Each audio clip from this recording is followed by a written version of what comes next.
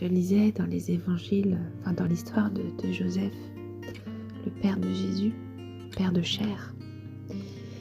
Quand Joseph est parti, Joseph avait peur de la mort, peur de traverser. Et Jésus l'a accompagné comme il pouvait. Puis, ses frères et sœurs, les frères et sœurs de Jésus, ou demi-frères, demi-sœurs, enfin, je ne sais pas si on peut même dire cela,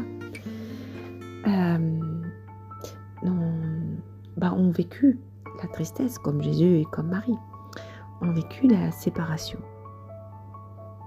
L'amour qui leur manquait, c'est un grand amour, et c'est être très juste parce que c'était quelqu'un qui avait du très bon jugement. C'était un homme juste et un homme très clairvoyant et très bon. Donc ils ont connu l'amour, le vrai amour. Et ces enfants, eh bien ils pleurent cet amour. Ils sont en manque de cet amour.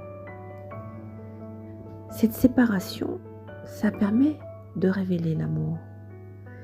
Ça permet de faire la différence entre ce qui est amour et ce qui n'est pas amour. Et en fait, dans tous ces phénomènes sur Terre,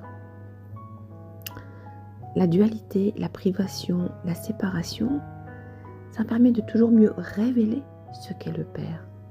Révéler tout ce qu'il a mis pour nous dans nos espaces. Et dans nos espaces sur Terre, mais après dans d'autres espaces. C'est pour nous souvenir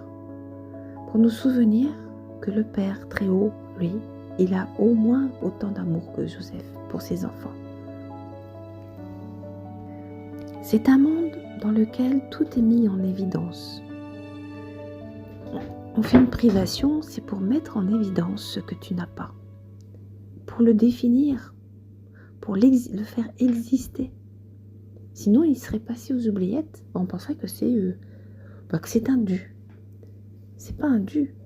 Ce que le ciel nous donne, ce que Dieu nous donne, ce n'est pas un dû. Il le donne par amour. Il nous donne tout par amour. Et si on n'est pas assez enfant pour le voir, si on n'est pas assez pur pour le voir, eh bien évidemment, il nous faut des épreuves. Forcément. C'est comme ça qu'on grandit. Voilà. Je vous souhaite une toute belle journée.